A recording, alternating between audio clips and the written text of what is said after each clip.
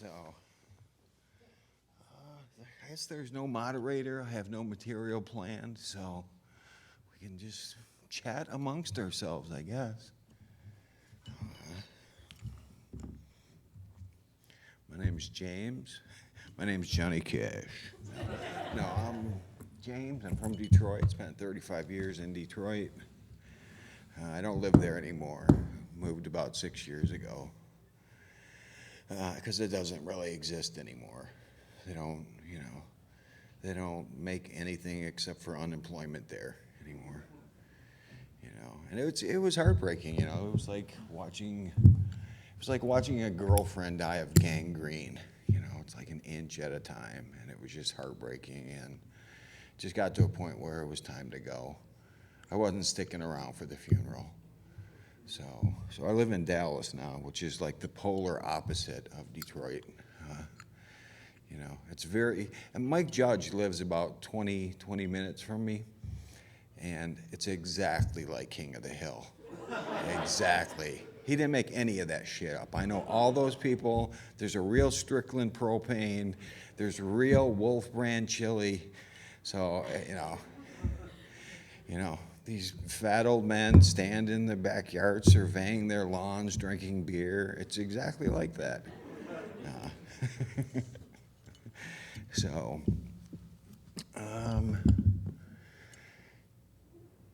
What? Oh.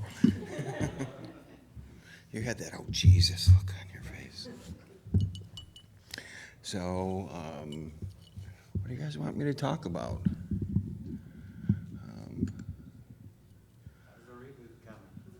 The reboot, the big pink elephant in the room. Yeah. Well, first of all, it's not really a reboot. It's there really isn't a proper word for it. A reimagining is probably closer, but it's this new film is going right back to the book, right back to the source material. It's not a remake of the Brandon Lee film. It's an adaptation of the book. Obviously there are a lot of similarities. So it's not going to just completely ignore the Brandon Lee film, but it's just going to be an entirely different animal altogether. Probably be closer to Taxi Driver than what the Brandon Lee film was. No stylized violence.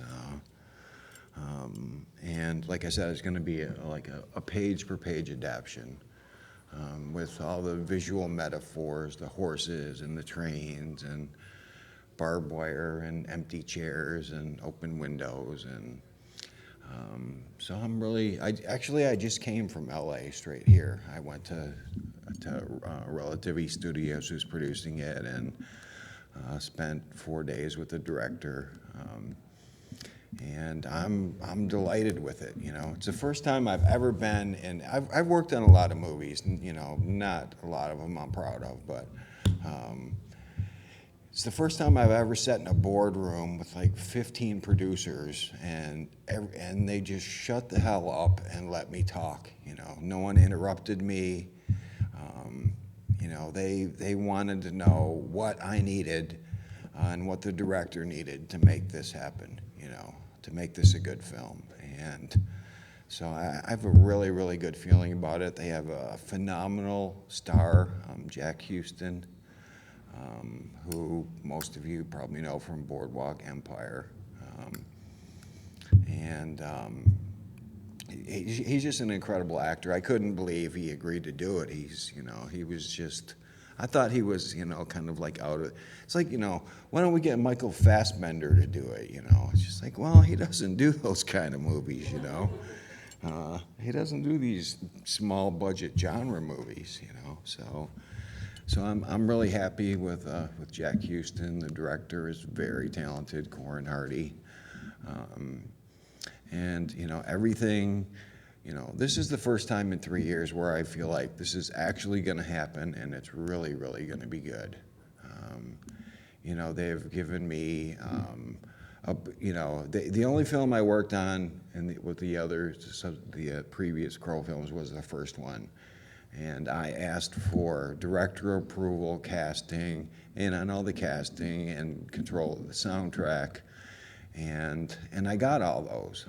And I asked for all those things this time, and I got all those again. So I'm excited about this, and I'm looking forward to it. And it looks like it's actually going to happen this time. You know, I know you guys know Luke Evans was attached for a long time, and Luke, you know, I don't want to say I like Luke. He's a gentleman, very sweet guy, and very talented actor. But he agreed to do this movie almost 2.5 years ago for scale. You know, scale for a lead actor in a Hollywood film is about $500,000, which really isn't that much, you know, considering he's the star of the film.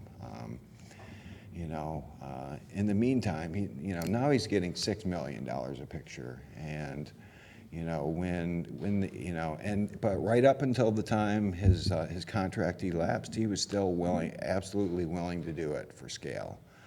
He was very enthusiastic about it. So I don't have anything bad to say about Luke dropping out. You know, he's just got so many offers now that. You know, and when he dropped out, they still couldn't give anybody a start date. So I don't blame him at all for dropping out. You know, and actually I think it worked out for the best, because I think Jack Houston's going to be even more commanding, because he's very subtle. He's very internalized. He's very feline. You know, I mean, he's not a bodybuilder or anything like that, but he's very commanding, and he has this really nice way. If you've seen Boardwalk Empire, the character he plays in it is he's a wounded World War I veteran, where half of his face is blown off, so he wears this plastic mask over half of his face, and without a doubt, he was my favorite character on that all 5 seasons of that show. And just, you know, the way he could, with body language and just half of his face, the way he could emote pain and hurt was just incredible. You know, you had total empathy for this guy, even though he was a merciless killer. You know, so you know, I'm very happy with Jack, and I think he's going to be perfect. You know, and, you know, I told them, you know, look, Brandon was like a little brother to me. I loved him, and I would never, ever do anything that felt like a betrayal to him. So, and they all agree, you know, that first Crow film is this, you know, perfect little gem as it is. The idea is not to try and repeat that, but to go back to the source material, you know. So the analogy I've been using, it's like, you know, the Francis Ford Coppola Dracula versus the Bela Lugosi Dracula. You know, it's the same book, but they're 2 entirely different films. You know, and they're both valid. So I guess we can open for questions, and don't be shy. I'll tell you anything. You know, once a day, usually in the shower. Please come up to the microphone over here on the side. Yeah. They are recording the session. Or shout, or just shout. They're recording. Shout it out loud, like Kiss says, I guess.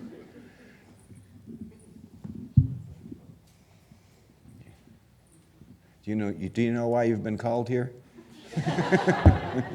Anyway, speaking of a new movie coming up, do you think you might be doing like concept art for it, or will they be going out to somebody else, or would you be interested in doing the concept art for it? Yeah, I told the director I was at his disposal for anything he wants: storyboards, concept art, rewriting dialogue. So it's, you know, we kind of have a partnership, you know, the director and the director has been a fan of the book since he was like maybe 12 years old. So his name's Corin Hardy. He's British. He just finished his first film that was released at Sundance late last year, and it's a monster movie, but it got rave reviews, you know. And typically at Sundance they frown on those kind of genre pictures, but everyone was very impressed. And I saw it when I went to LA, and it was like every major director in Hollywood was there to see this movie. So that tells you how good it is, you know. And he's not a fan of CGI. He likes practical effects, you know. All the monsters in this movie are, you know, either animatronic or men in suits. So, and I'm not a big fan of CGI either, you know. It's okay to take boom mics out of the shot and, you know, but when you're creating whole cities, it just kind of, it sucks the magic out of things. You don't wonder how they just go, oh, they did it with computers, you know. But if it's a practical effect or a model shot, you know, subconsciously you know that, you know. You know, it might look great, but subconsciously you still know it's a model shot or it's a special effect. Or, you know, I'm a huge fan of stop motion animation, you know, and you know, not for 1 second do I forget that it's stop motion animation, but to me that's the magic of it, you know, is that they spent all of that time and effort to you know, to make these things look realistic. So, so you know, I'm very happy about that too. That it won't be Sin City, you know, with entire digital cities, you know. It's going to be all shot on real locations. And everything that can be done in camera will be. Is it going to be shot in LA or? No, it's actually it's going to be shot in Belgium, partly for tax reasons, but the director Corin, he went there and scouted some locations, and he found some old industrial sections that look exactly like Detroit from like the early 30s and 40s. You know, he showed me all these location shots, and I'm like, wow, you know, that could be Woodward Avenue right there, you know. So I'm really impressed. Everything's going so well that I'm suspect, you know. I'm like, you know, something wrong has to happen here sooner or later, you know. But as of right now, I'm very, very happy, you know.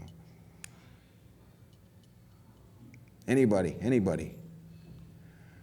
Come on.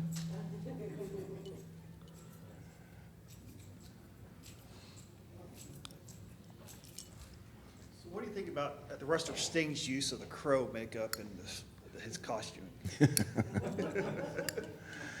Actually, that baffled me for years. I mean, because I don't watch wrestling. I have no idea, you know. And I would be at conventions, and this was a while ago. I would be at conventions, and these like 12-year-old kids with buzz cuts would come up and say, look at my drawings and say, is that Sting? And I'm thinking, Sting from the Police? It looks nothing like Sting. What the fuck is wrong with you? You know? So literally that went on for like a year and a half before I found out there was this wrestler that was doing it, you know. I seriously, I thought, Sting, the Police? No. But the deal I have with the movie company is that I own the character and the concept and the publication rights, and they own the film and TV rights. So if anyone was going to bring a lawsuit against Sting, it would have been the movie company. But I think as it was going on, they thought of it as just like free publicity till the next movie came out. And then they finally put a stop to it when he started releasing like action figures, and he started putting out a lot of merchandise, and then they made him change the makeup some. But I don't, you know, to me it's flattery, you know. It's just like everyone knows where it came from. It's not, you know, I don't think anyone thinks he invented that, you know. So to me it's just kind of flattery. I don't really pay attention to that kind of stuff, you know. I was watching this morning in the hotel room, I was watching Law and Order, an old episode of Law and Order, because nothing else was on, and And they hired this guy to come in and hack a computer for something, and they ask him what his name is, and he says, "Just call me Crow from the greatest movie ever made." And I'm like, did I just hear that on a Law and Order episode? You know, so that, you know, that I'm just, I don't know, I'm very, very centered, and, you know, I don't think about any of that stuff, you know. To me, you know, like that Law and Order reference, that has nothing to do with me, you know. I'm just a goofball who draws comic books, you know. I'm still, you know, I still lead a small, disciplined existence, and, you know, I don't have, hookers and pills on my rider, and, well, I do, but I never get them, you know, so. Yeah, I just, you know, I came from a working class family, so I tend to stay very humble about everything, you know. I'm exactly the same person I was 30 years ago, only a little grayer, you know, a little grayer.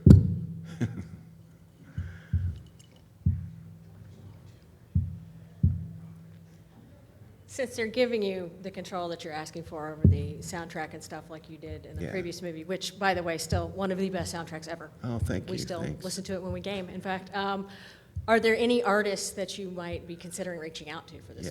Yeah, there are a lot of newer bands that I'm talking to about doing things, and you know, and all those bands that were on the first soundtrack were friends of mine, you know, so I asked them to do those songs as a favor, and you know, I think without exception, everyone turned in a song that I asked. So, and the requirements were that it has to be a brand new song, it has to be written just for the film, it can't be a B-side, and you can't use it anywhere else, you know. And you know, I think Trent Reznor was the first one to say yes, you know. But, you know, I think we ended up with like 28 songs, and there just wasn't enough space for all of them. So, you know, it's just like the bands I'm talking to now. It's going to be the same rules. It has to be written just for the film, you know. You know, there's a lot of them that I'm looking at right now, and the problem right now is just like trying to, you know, I don't want to do the typical soundtrack thing where, you know, like somebody turns on the radio in the car for 14 seconds just so they can get that fucking song on the soundtrack, you know. The song needs to work in the film to move the film forward, you know.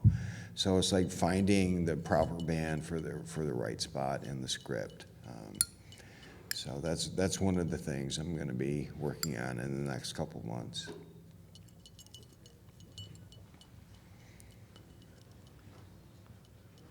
Do you Is that think your that natural hair color, or did you do that? it's natural? Yeah. You're not trying to be like One Dimension, or is that One Dimension? No, One Direction. No, Same thing. I just grow it out. No. Oh, do you think that the Joker from The Dark Knight sort of kind of ripped off from The Crow?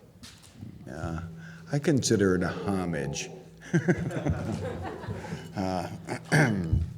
Yeah, it's, you know, I think it's pretty obvious, you know, that Heath was very influenced by The Crow, as well as the director, you know, because it wasn't just the makeup and Heath's performance. I mean, there are a lot of camera angles and dolly shots that are like stolen straight from The Crow, you know. You know, there's one particular shot that I saw it on the commercial on the trailer, you know, where the camera like zooms up to the Joker and then tilts up and, you know, goes up the overcoat, and then the Joker like looks back over his shoulder, and I'm like, holy shit, that is right from The Crow. That is exactly, it's even the same lighting, you know. But you know, it's like a you know, I think it's just I'm just flattered by it, you know. I think it doesn't matter if people know where it came from, and those that do, they get it, you know. And honestly, I think Keith was the best thing in that movie, you know, without a doubt. every time they're off the Joker, I don't give a shit about Two-Face. Get back to the Joker, you know. You know, the only aggravating thing is that, you know, the kids your age, you know, come up to my table and say, "Is that the Joker?" You know, at my drawings, and I'm just like, no. You know, this was way, way before the Joker and the wrestler. So.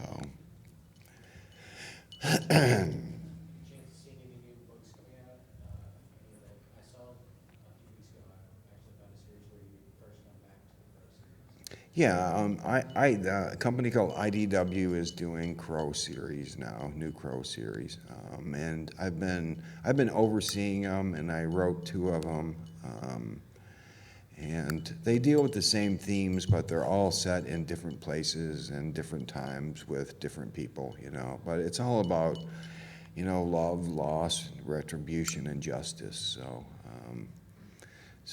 You know, yeah, I hope to continue with IDW. The books are selling really well, and I'm proud of the 2 I wrote. So it's, yeah, there'll be more Crow material next year, or late this year, rather. I keep forgetting it's already 2015. So. Are you going to be releasing your sketchbook anytime soon? I'm going to be doing a new sketchbook, yeah. So I did like a real limited run sketchbook, and I didn't put it together. Somebody else put it together, and there was a lot of mediocre stuff in there that I wasn't happy with. So the next one I'll put together myself, and something that I can be proud of, you know. So, because, you know, when you're drawing all day long, you know, you're not going to get a masterpiece every time. Some of them are going to be cringe-worthy, you know, so yeah, a new one soon. You're late.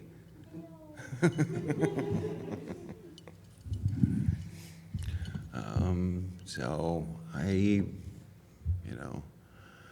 do these shows, I go home, I throw all my clothes on the floor and go straight to the drawing board. Work for 3 days, and then I leave again to do another show or to go to Hollywood. So it's a good thing I have no social life. You know? I have a cat. That's the most I can juggle at this time. You know.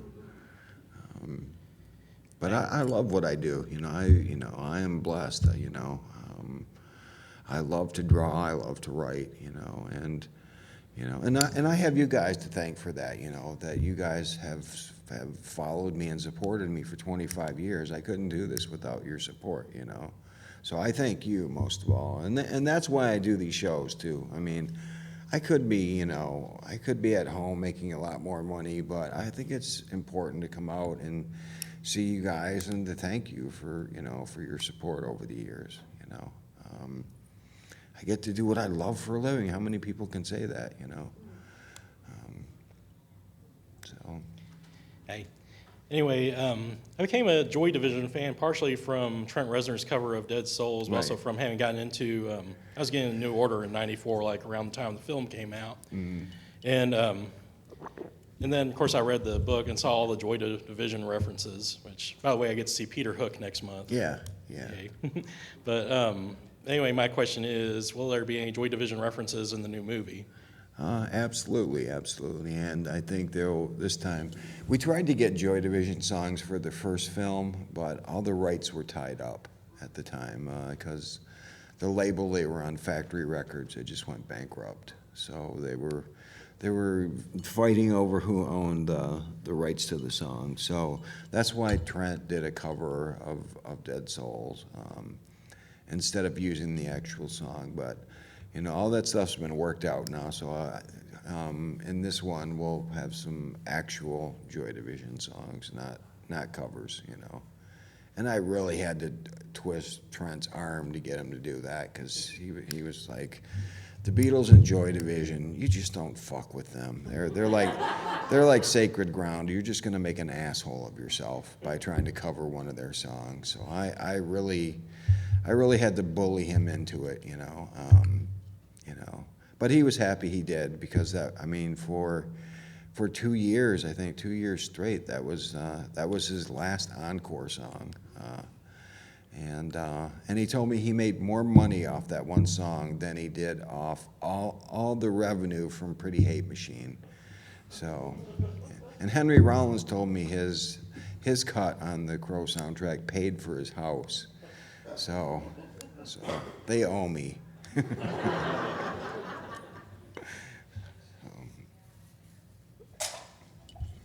Yeah, I've been friends with Trent for probably 25 years now, since he was broke and poor,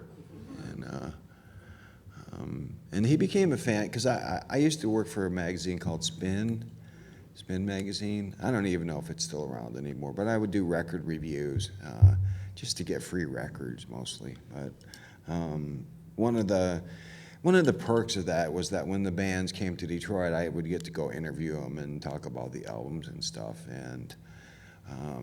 And I only reviewed records that I liked. So I would go see the bands, and I would give them copies of the comic to read on their tour buses, because I know how boring that can be, 16 hours in a tour bus, And so just, except for The Cure, all of those bands were fans of the comic, just because I'd given them copies of it. So when I called them and said, do you want to do something for this? They all said, absolutely, Sisters of Mercy did a really, really nice one, but it was called Under the Gun, and after what had happened to Brandon, it was just really inappropriate. So, yeah, and all the songs that weren't used were given back to the bands.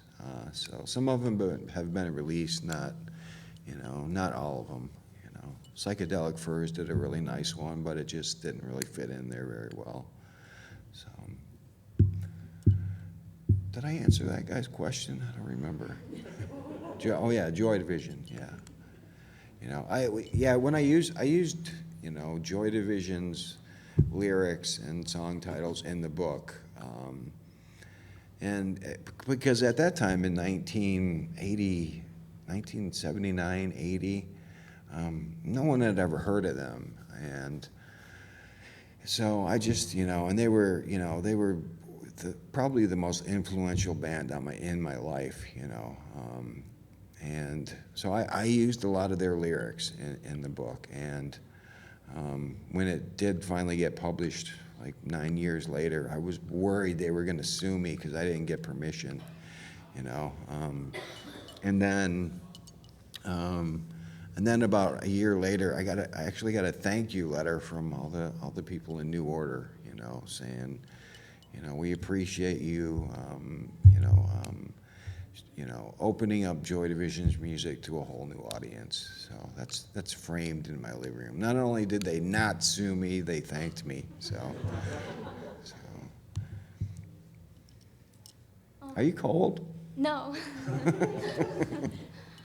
You write. You have like characters that are really strongly emotional and stuff, and easy to relate to. Yeah. And they translate amazingly into movies. I was just wondering if there's going to be any female leads in any movies anytime soon. Well, I'm hoping that after this new film comes out and it does well, then that will open up the franchise to where we can do more Crow films with different characters, and not do what they did in the previous ones and just try and repeat the same movie over and over. But because those are universal themes. It can be set in any time, any place, with any characters, So at the top of the list is the next one will be with a woman, a little punk-ass Joan Jett-looking Crow girl. So,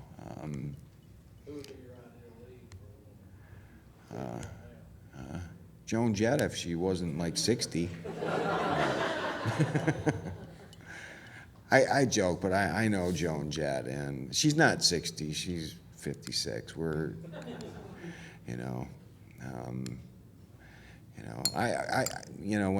I was in Detroit in 1976, and I went to go see I went to go see the Runaways, and this amazing band called Cheap Trick opened up for him, you know, and just blew everybody away. Actually, the opening band was Tom Petty, who hadn't even released a record yet, but he had a 45, this American Girl 45. She's an American Girl, that whiny piece of whatever. And but nobody was there to see Tom Petty, you know. And so Tom Petty came out. He played like maybe a song, and they gave away these 45s free in the lobby, you know, which was very generous of Tom, you know. But like a song and a half into his set, everyone decided he should have those 45s back. But he didn't exactly have that whole Tom Petty Heartbreakers thing together yet. It was just very whiny, and you know, that's not what we were there to see, you know. You know, and Cheap Trick just blew everybody away. I mean, that was when they were at their peak, you know. And then the Runaways came on, and you know, I was just in awe of Joan Jett. I just thought she was the sexiest thing ever, you know. And I actually got to see the Runaways like 4 or 5 times. That's how old I am. And then a couple of years ago, I went and saw her again, and then I hung out with her backstage, and realized that we were the same age, you know. And I'm like, you know, because I'm 16 watching them, and it never even occurred to me that, you know, she was 16 up there on stage, you know. I just, you know, they're just these iconic figures, and, you know, but she was just a kid, just like I was, So we joked about getting old, and, you know, how it sounds like someone walking on Captain Crunch when we get up in the morning. I don't know, I'll have to think about that, you know. There's a lot of really good actresses out there. So, about who would be a female lead. Where did The Crow begin for you? I mean, at what point, you know, did he become a character in your head? Well, I mean, like all good writers, you know, the characters in your stories are extensions of yourself, you know. I mean, you know, the book's very autobiographical. I mean, you can Google that shit. I don't want to bring everybody down by telling the you know, the origins of the story. But you know, you know, Eric is, you know, 70% me, you know. And on the same token, a lot of the bad guys have parts of me in them too, you know. You know, I was very close to Fun Boy for a while there. You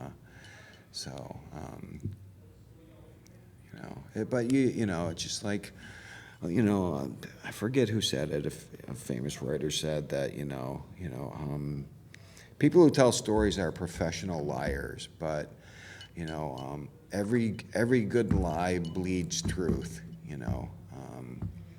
You know, there's something, you know, truthful and believable in every fiction or fantasy story, you know. So yeah, the Crow was autobiographical, like 70%, and the other 30% was me getting justice where I didn't actually get it in real life. And that's still how I write, you know, from personal experience. You know, I've led a colorful life, so I have lots of stories to draw on. What made you use a crow? I picked The Crow because it had nothing to do with Edgar Allan Poe. I had to break the Edgar Allan Poe Museum in Virginia asked me to come and speak at the museum, and I had to break the news to him that The Crow had nothing to do with Edgar Allan Poe, but I did become a fan of his later. But I picked The Crow because they're well, first of all, they're very smart, but they're carrion birds, and they live off dead things, you know. And to me, that was just like a metaphor for Eric. The only the only reason he's there is to create dead things, you know. So it was just kind of like this visual metaphor, and a lot of people, and here's something a lot of people miss in the book, is that the bird doesn't even really exist in the book. It's part of his personality. You know, no one else can see it, no one else can hear it talk. It's just part of his personality. And it's very subtle. I thought it was overt, but I guess it's very subtle because a lot of people miss it in the book, that it's kind of the same part of his personality that's moving him forward. And that's something I'm really looking forward to in the new film too, is that, you know, the bird will actually be talking to him in this one, you know, so. And we're actually talking about doing it in a creepy Brothers Quay stop motion thing, you know, so the bird would be like this, you know, stop motion animated bird. So there'd be something, you know, additionally odd and creepy about it, rather than just, you know, a hand puppet, you know. Is it gonna be close, is the new movie gonna be a lot closer to the book? Exactly like the book, exactly, yeah. Horses, trains, you know, all the things I thought were important to the atmosphere of the story, to the feeling of the story, but in the first, you know, the first movie's a $10 million movie. That's like 90 seconds of The Big Bang Theory, you know. And, you know, actually a good analogy is Star Trek: The Next Generation, which was on at that time. That cost $14 million an episode, and that's 42 minutes, you know. And this was a 90-minute movie with all kinds of special effects, and it was a $10 million movie. And there was just certain things they couldn't do. They just did not have the time or the money to do them correctly. So, you know, as much as they wanted to, you know. So I am very much looking forward to doing all that stuff now. It's got a really decent budget. You know, everyone is very much behind it. So it's, you know, I'm genuinely excited. I can't even believe I'm saying that. Hollywood and excited in the same sentence, you know. So. It's not in production. It's in pre-production right now, where they're finding locations, they're doing they're signing all the actors and actresses, and a lot of really big name actors are gonna be in it. You know, I couldn't believe some of the people that the casting people were talking to. I'm like, why would you want to play this little ancillary character in this movie? You know, I mean, you're on Game of Thrones, for God's sakes, you know. So I just, for some reason, everybody wants to be a part of this, you know. I think because they realize it's going to be something exceptional, you know. And I'm not, you know, and it hasn't been officially announced, and I probably shouldn't tell you people because there's cameras here. But Shelley's going to be played by an actress named Jessica Finlay Brown, who you guys might know from Downton Abbey. And she was my first choice, you know. And I told the director that, and he's like, you know, because we sat down the first night I got to LA, and we had dinner and we were talking, and he said, who do you picture as, because he's British, you know, who do you picture as Shelley? And I said, well, there's this actress, Jessica Finlay. He's like, Brown? And I'm like, yeah. And he pulls out his iPhone and he shows me on an email from her that says, I would love to do this movie. And I'm like, are you shitting me? I'm like, how was that possible, you know?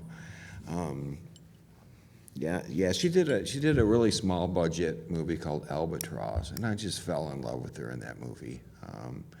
You know, she just kind of radiates this sunshine and happiness, but she can be a little smart ass too.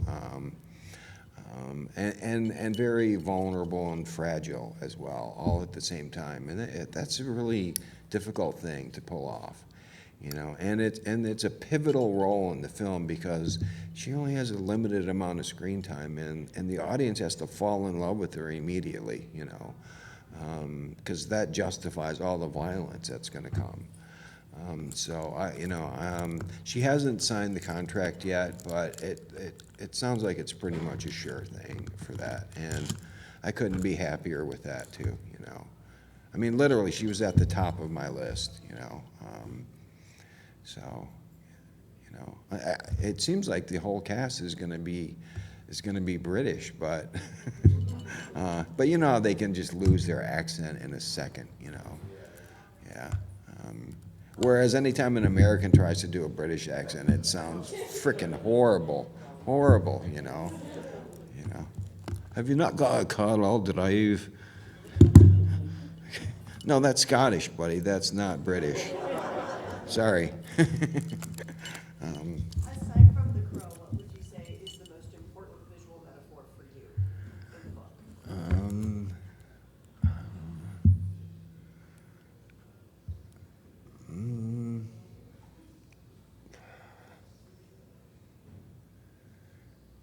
I don't know. That's because there's so many of them.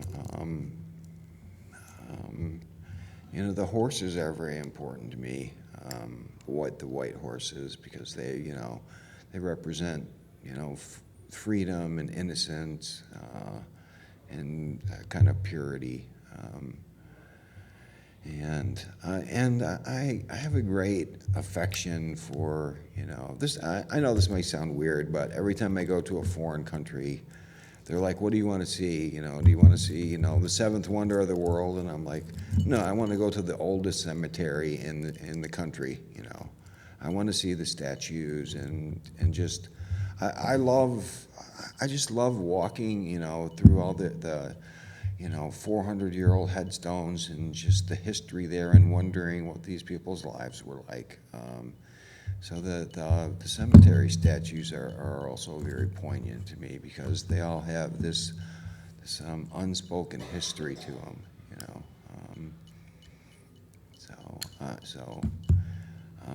So they'll be very prominent in the film as well. And cats too are also very important to me. You know. Yeah. Well, it's in the book. It's not really a skull cowboy. It's just a death figure, and he appears to taunt Eric. And the death character is also just another part of his personality. It doesn't, you know, it's not like this specter come back from the dead. It's part of his personality that taunts him into continuing. So I mean, I think in most of the scenes he's wearing a tuxedo, you know. But the death character will definitely be in there too. I think I did dress him as a cowboy in like the latest edition, you know.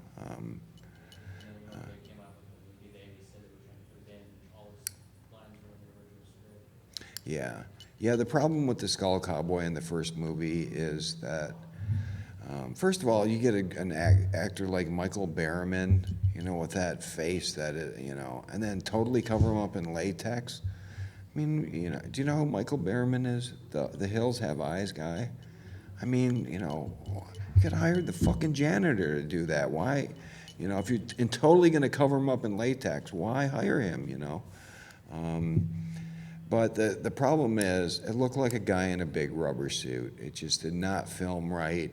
None of the prosthetics, the finger, nothing worked right on it. And so, literally, they shot for like an afternoon and looked at the dailies the next morning, and it looked horrible, and that was it. So there are no long segments of the Skull Cowboy that were cut out.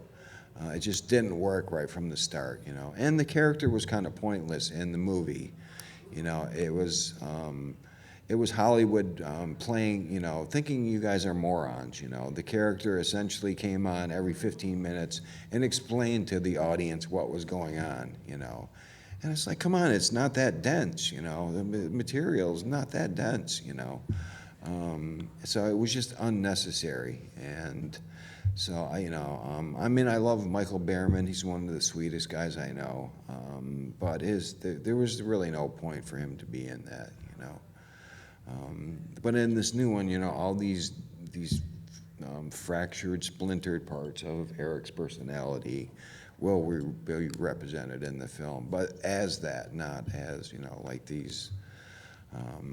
You know, I didn't like any of the, you know, you hurt the bird, you hurt Eric nonsense, you know. Any of that mystical quality stuff, you know. It's a love story. It's a love story / revenge story. It doesn't need, you know, any of these, you know, ominous sorcery overtones, you know. I mean, I never explained what Eric is. Is he a ghost? Is he a zombie? You know, I didn't feel like it needed it.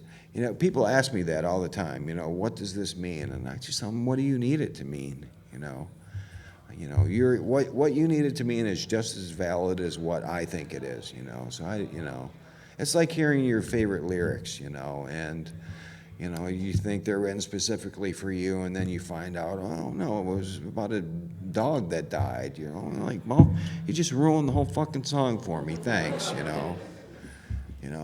So I, you know, it's just like, to me, it's just like whatever you need to bring to it to make it, you know, to give it depth. You know, that's just as valid as what I meant. You know, so I tend not to over-explain things. You know. So. All right, guys. James, you gonna be here the rest of the week, or The rest of the week? Yeah, the rest of the week. You'll be here tomorrow, right? I'll be here all day tomorrow. Okay, yeah. great. Don't forget to stop by his booth. What's Yeah. your booth number? Yeah. 10?